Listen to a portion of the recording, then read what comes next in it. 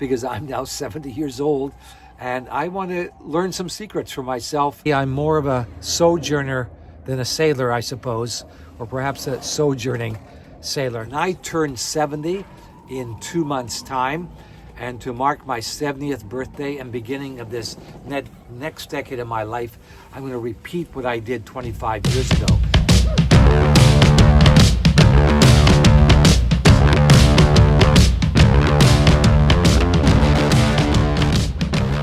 Hey, Lowell here, Pacific Solo and the Never Too Late Academy. I'm a sailing channel, but I'm more a channel about an old guy who's taken up a new hobby, who had an overly audacious dream that had to surrender that dream of crossing the ocean solo, and instead now sailing around Japan, exploring Japan's remote places by sailboat. And to mark my 70th birthday and beginning of this next decade of my life, I'm going to repeat what I did 25 years ago. And that is to follow the cherry blossom front as it proceeds up the archipelago of Japan. I did it 25 years ago by bicycle. I was in the cherry blossom front about half the time. You know, I found that the cherry blossom front is more like popcorn, not so much like a line that goes up like the weatherman suggests it is. Cherry blossom season is a remarkable time because it's not just the cherry blossoms, and make an important philosophical point at a time of year when things change. Cherry blossoms come in the spring, and in Japan, end of school year is in March, beginning of school year is in April. April is when graduates from college start their new jobs. April traditionally is when many people get their promotions. And so this is what fascinates me about cherry blossom season. Yes, the aesthetic beauty of the blossoms themselves, but it's more this kind of state of mind in March and April.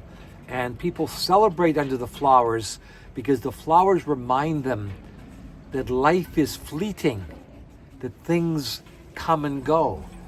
And it's that notion that interests me. And so as I'm turning 70, I want to explore this subject more, particularly among those who are aging. I want to discover secrets of longevity, of living a long, productive, and energized life. I am leaving Yonabaru tomorrow, sailing about 40 kilometers around the southern cape of Okinawa to another yacht harbor called Itoman, and there I'll be a neighbor of my doctor's boat for a few weeks. And in February I have to go run the Osaka Marathon. My brother and my cousin Brent and Harry Shepard are coming to visit me for a time too on the boat. And then as soon as possible from March 1st with the right weather window, I'm going to start to sail north to Hokkaido. Okay, I need to go start getting ready, and I may talk some more on our journey over to Itoman tomorrow. Looks like to be a nice day. So over and out. Bye for now. Bye.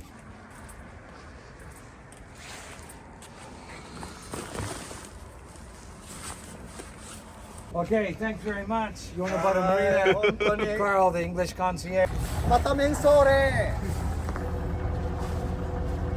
Okay, just left Yonabaru Marina.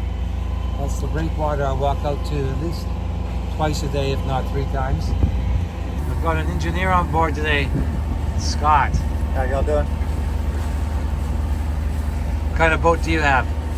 Old Nissan. It's a cabin cruiser. Had fish off it. Stuff's a good boat. Just needs a lot of work, just like every other boat, you know.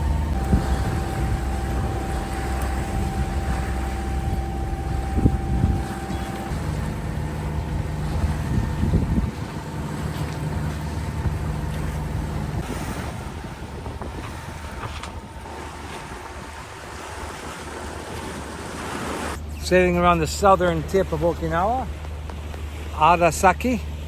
I got about another hour to Itoman.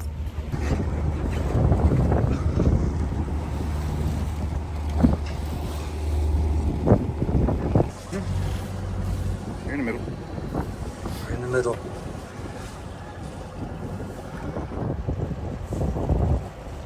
What's the difference between those two?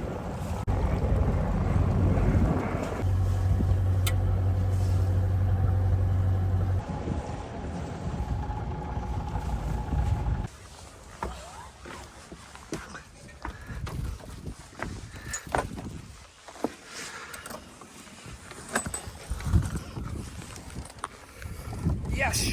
Whoa.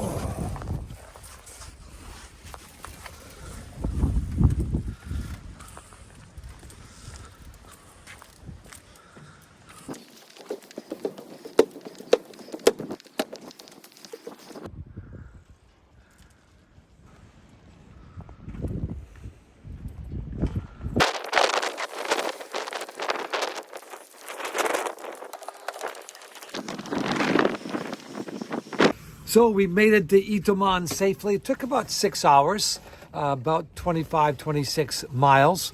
I timed it around the Cape at slack tide. I've been around that Cape a couple times before cruising the last year, and it can get not dangerous, but it can become, a bit choppy.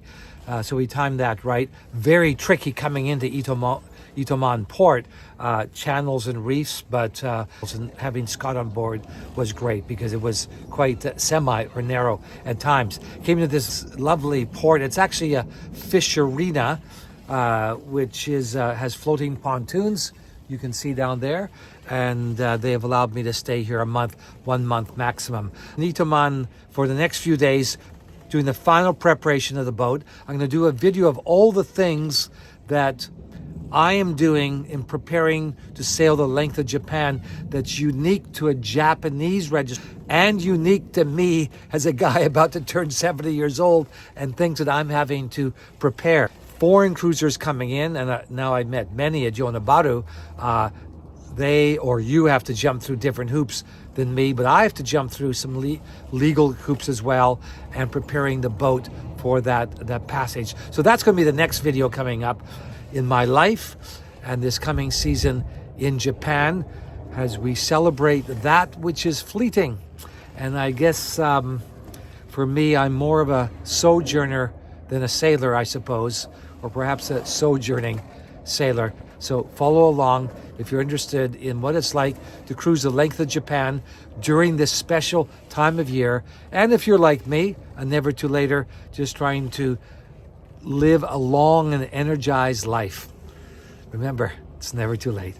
Bye for now.